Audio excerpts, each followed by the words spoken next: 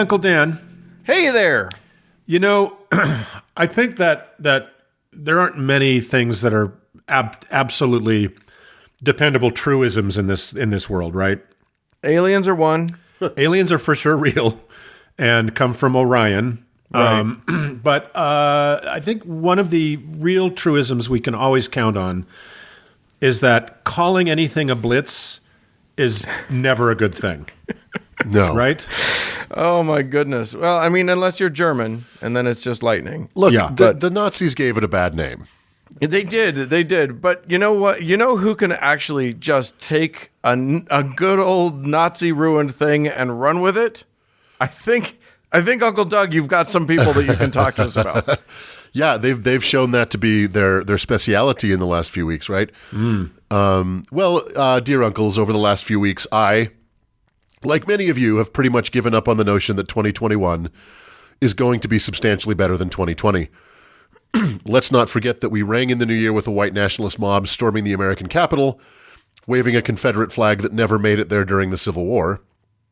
And now new, far more contagious strains of COVID-19 are popping up fucking everywhere, meaning that theaters have once again delayed the release of the Dune movie, which is the only thing that's keeping me alive right now. And it was announced that Avatar 2 will be released the week before Christmas 2021, meaning that no matter what happens this year, however good, however hopeful, the year is going to end badly. Well, Jesus doesn't give with both hands. So we might as well knuckle down and dig in and lean into these brutal headwinds. In that spirit, I got the subject for today's segment from listener Devin. With all the insanity of the last 12 months or so, vacillating between dark humor and humorless darkness, I put off this subject, but it now seems more apt than ever.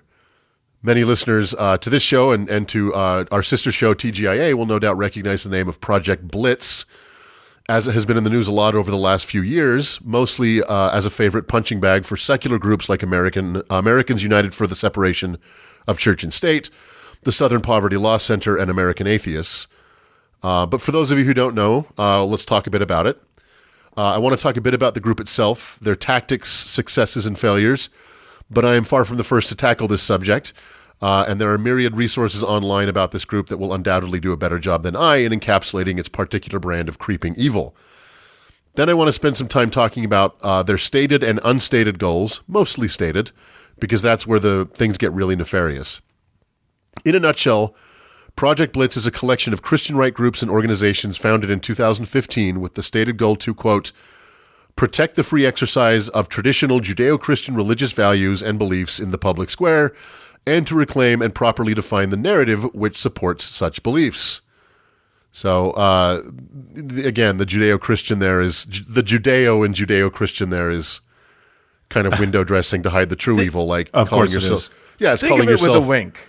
Exactly. It's like calling yourself a former pedophile. Oh, God. The coalition includes, but is far from limited to, the Wall Builders Pro-Family Legislators Conference, the National Legal Foundation, which sounds somewhat innocuous, Integrity Leadership, equally so, and the Congressional Prayer Caucus Foundation, or CPCF. Yeah, that doesn't sound so innocuous to me. That one's a little less than innocuous. Wall builders, by the way, comes from a particular passage in Nehemiah in the Bible, not Trump's border wall that didn't get built. Oh, you don't have to tell me about Nehemiah. I'm a Nehemiah stan. We're all over Nehemiah. Yeah, Yeah, if you grew that's up in my the K-pop. That's right. If you grew up in the Ha like we did. Because each of these organizations is supported by several other organizations with heavily incestuous relationships, it's actually kind of hard to pin down the full network of partners and supporters, but that, of course, is part of the plan. Project Blitz was never meant to be in the limelight. In fact, as we'll talk about, it very explicitly was designed to operate behind the scenes. And in fact, because these various secular groups not only publicize the name of the organization, but have had some success in defeating them in court, Project Blitz has rebranded itself as Freedom for All. Fun fact, the first hit on Google that comes up for Project Blitz is a clearinghouse for high-end clothing and shoes. The first hit, yeah, so these guys are not looking for publicity. As we'll talk about, this organization is, the whole idea is that it operates in the shadows. Yeah, it's like the family, right? Exactly. From Jeff Charlotte's book, The Family. Yeah, and the first hit that comes up for Freedom for All is an organization that fights human trafficking around the world. And the second post that comes up on Google is for a pro-LGBTQ organization called Freedom for All Americans. And it seems pretty clear that they actually took that name to kind of fuck with the search engine optimization of Freedom for All. Yeah. But, good for them. Good for them. Yep. So you have to either go into the secular websites about Project Blitz or websites like wallbuilders.com or the CPCF Foundation or truthandliberty.net and search around a bit to find the links. And mostly where you'll end up is something called the 2018-2019 Report and Analysis on Religious Freedom Measures Impacting Prayer and Faith in America, or RARMPFYA. I always read the RARMPFYA. I'm a huge fan. Yeah. This is also known as the Playbook. More on that in just a minute. Project Blitz was founded as the legislative arm of this collection of Christian right groups. And like its name implies, it's a multi-pronged assault on the separation of church and state in America. Like you said, Uncle Mark, naming something Blitz, which is literally means an all-out frontal assault on more than one front, is exactly what this is meant to be. The Playbook offers state legislators various talking points and tactics to promote pro-Christian legislation, and even offers model proclamations and model legislation that legislators can simply copy and paste into their legislative agendas. They do. And they do. All they need to do is add their state's names, and boy howdy have they worn out the Control-C and the Control-V buttons down to the nub. Right. We'll get back to the bills and proposed legislation in a minute. The main vector for this virus of the mind is the aforementioned Congressional Prayer Caucus Foundation. The stated purpose for this particular foundation is to, quote, provide forums for high-level leaders within federal, state, and local governments to connect, strategize, and strongly advocate for Judeo-Christian values and religious liberty. So, fun. This particular group was founded by Robert Forbes, a prominent Virginia Republican who left the House, the U.S. House of Representatives in 2017, and yes, before you ask, a huge Trump supporter. These forums or quorums often take the form of legislative prayer caucuses. These are either prayer breakfasts or lunches that take place on state property and have been established in 39 states, with caucuses trying to get off the ground in 3 more. The caucuses give legislators the chance to meet with each other and Christian rights activists and peruse the playbook. Many of the successful attempted bills proposed by these right-wing legislators were born in these meetings. Most of the state legislators involved in this movement are Republicans, but not all. One notable exception is Jacksonville, Florida Democrat and self-proclaimed demon buster, Representative Kim Daniels. Oh, my God. Aside from the corruption you might expect from this type of Christian, in 2019 she tried to pass a mandatory moment of silence bill in public schools, which, as we'll talk about, is one of the tactics of Project Blitz. Her initiative failed, and it seems listener Devin may have had a small part in its defeat. She testified against it several times. Oh, wow. Yeah, Daniels then took to Facebook Live, and either her or one of her staffers referred to Devin, who was standing only feet away, as either the angriest or the ugliest atheist they'd ever seen. What? Yeah, needless to say, Devin wears this as a badge of honor. Yeah. And needless to say, that person has never seen any of us.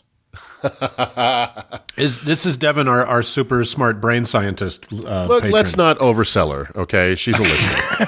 No, I'm asking. Is that who it is? Yeah, that's who it is. Yeah.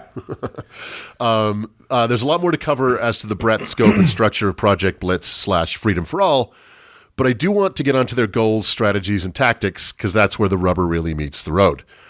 Most of this comes right out of the playbook. Legislators are advised to begin testing the waters with seemingly anodyne proclamations.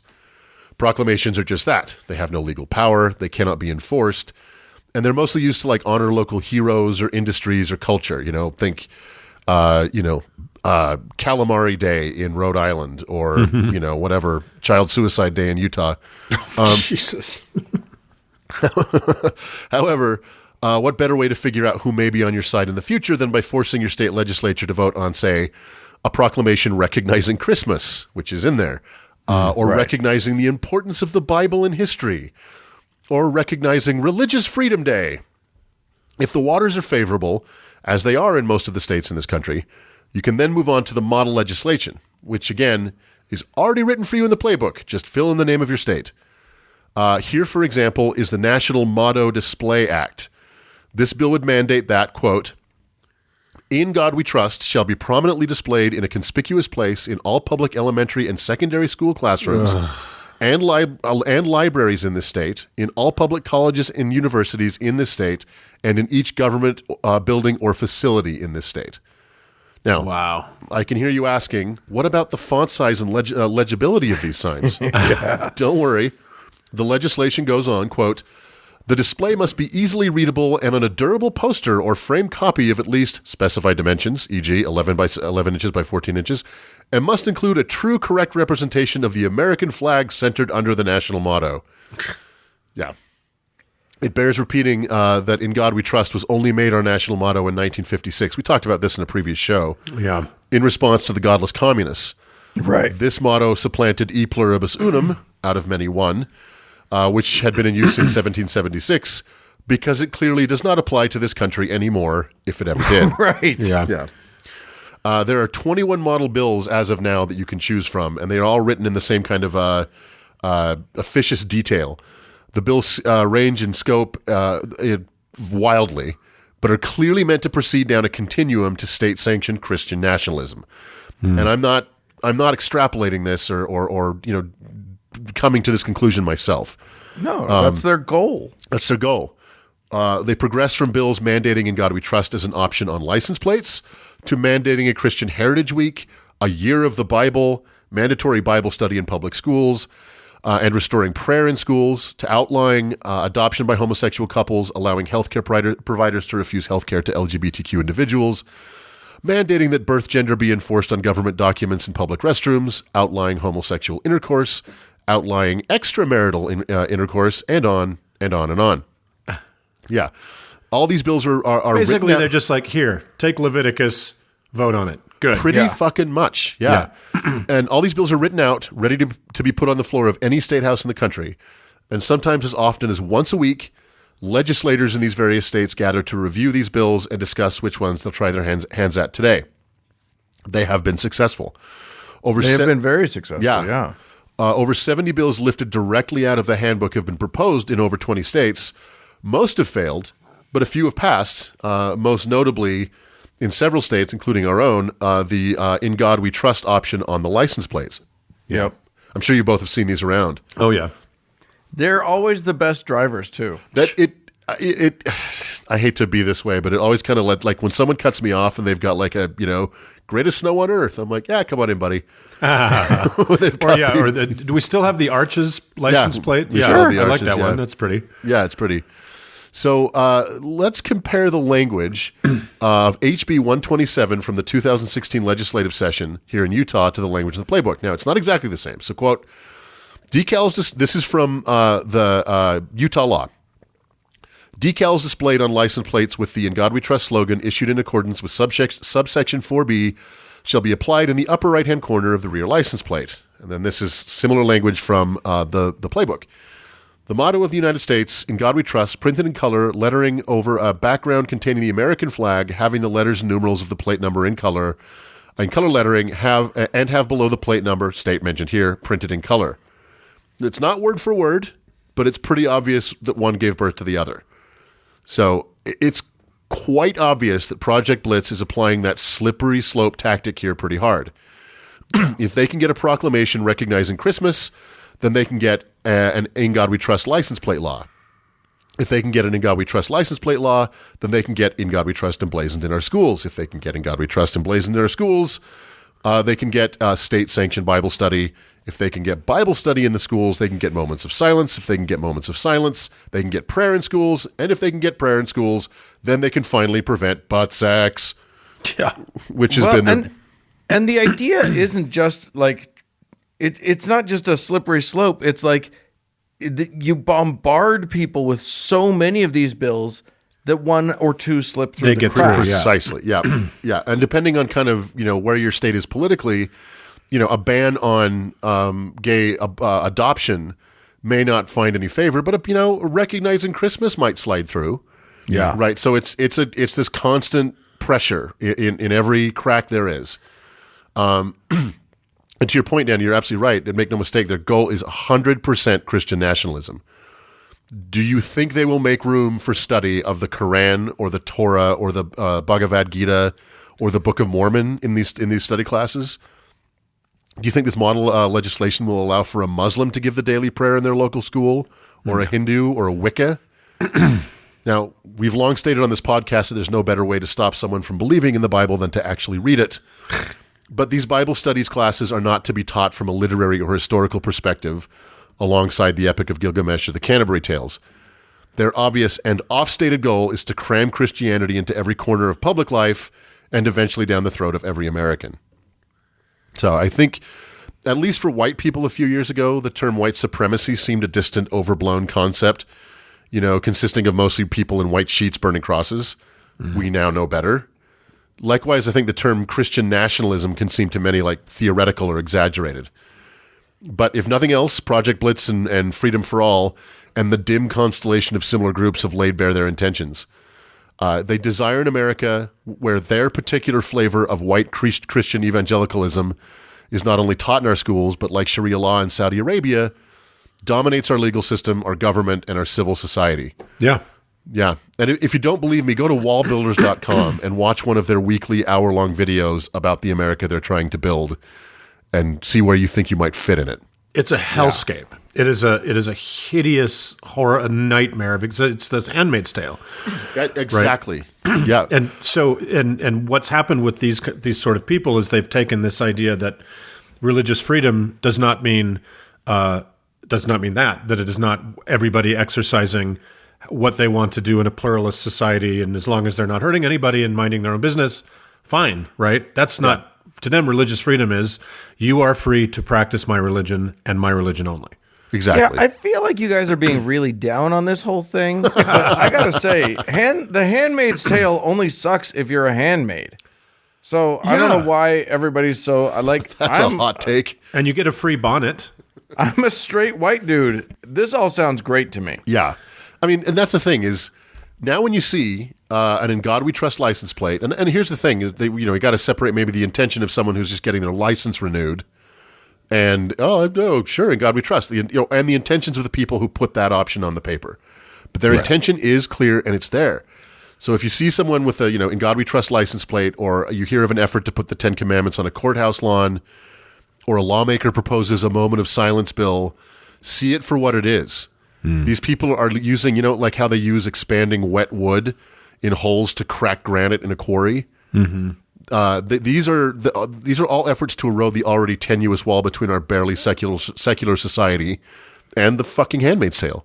Yeah, but and it's smart. Like the literally the Blitz, just attacking on all fronts at once, right? Well, and they are smart. They're super clever about it. They write these laws, these sample laws that lawmakers can do, and they write them in such a way that they make it really hard to object to it. Right. And not sound like you're a Christian hater, which is what they're trying to do. They try and make it sound they make it so that if you object to it, your aunt is going to think you're really mean.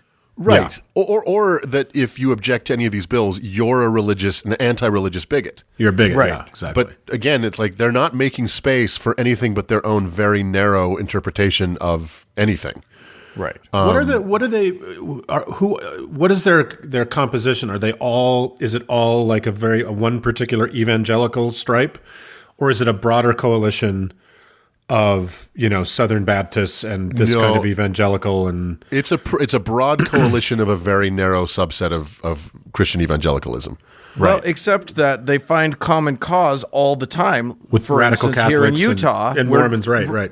They just released a new fucking abortion bill here in Utah that they'll be hopefully voting down. But like this kind of shit is like they find common cause with conservative legislators across the country, whether they're evangelical or not. But that's the thing is, just like the Judeo part of Judeo-Christian, right? Like the Jews are not going to be at the end line with us, right? Like they might get down somewhere down the path, but. Once we step over the threshold, they ain't coming inside. Yeah, and same with the Mormons and the Catholics, and I don't think a lot of people know how much these denominations fucking hate each other, right? Like most evangelicals just despise the Mormons.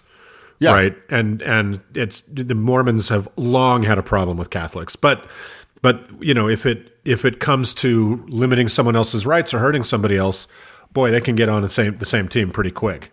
Yep. And so, one of the many ways to fight these people, and they need to be fought, they have to be stopped. This encroaching Christian nationalism is as dangerous as any other force in our very damaged country right now.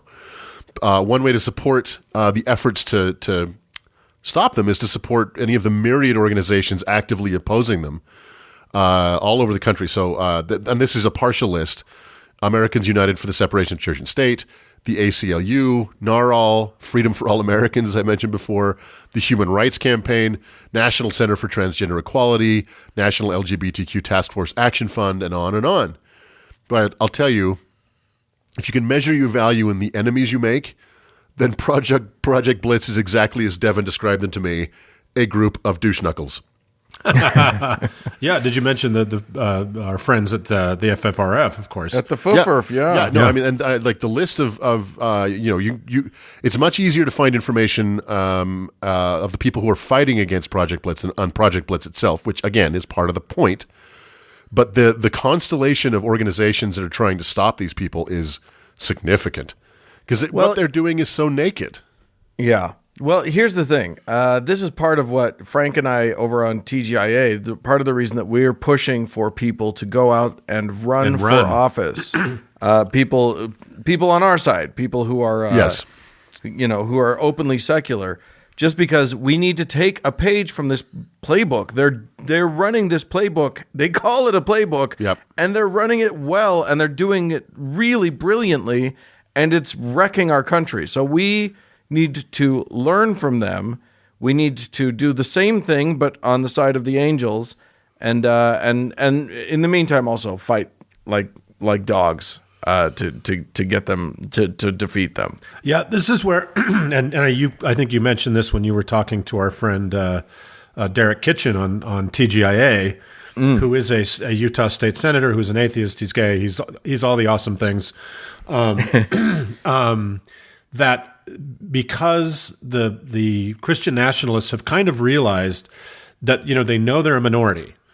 And they've realized that even though they've managed to get some kooks into Congress, nationally, and they do have some people there, that where they're going to wage their fight is in state houses. Yes. Yep. Yeah, because Republicans still have a lot of sway in state houses. So that's where this shit is going to start. That's where we need to start focusing our attentions is on the state houses and not let this happen right under our noses, right? Yep. In all 50 states. It's tough because we talked about this in the patrons only. It's really hard to be focused on local government progress because it's if you've ever been to a city council meeting, oh dear God, it's the most boring thing you'll ever go to. Yeah, a state legislative session, it's painful. Yeah. It is what it is, but that, while we're all kind of focused on, how great the entire series of Avatar movies is going to be once they're all released, these people are focused on local city and state government, county and state government, and they are focused like a laser, and they're making progress. Right, and never underestimate the energy of a zealot. Yeah. Right, that they're people. This is all they will do all day long. It's like a cult. So that's the kind of level of energy that needs to be combated. If we're going to prevent this country from becoming Gilead. What's funny about that is that your local state senator or representative, we're so used to trying to call our federal, our two senators or our representatives in Congress in the U.S. in the Capitol. Pardon me. Mm-hmm. All you get is an answering machine, so you yell at that for a couple of minutes and feel like you've done your duty. Right. I had an issue with some local thing, and I called my state senator, and she answered. Yeah. Right. She's like, hello. I'm like, oh, like this is an accessible form of government, and that's why they've found such traction and cause. While we're still getting our frickin' pants on, they're out there marching. Yeah. Well, it's all good news. Well, Devin, I hope I did it justice, and you're not mad at me as you kind of always are. She is the angriest atheist. That's what I heard. So, all right. Well, with that, let's all go vote. We'll go blitz away. Yep. Bye.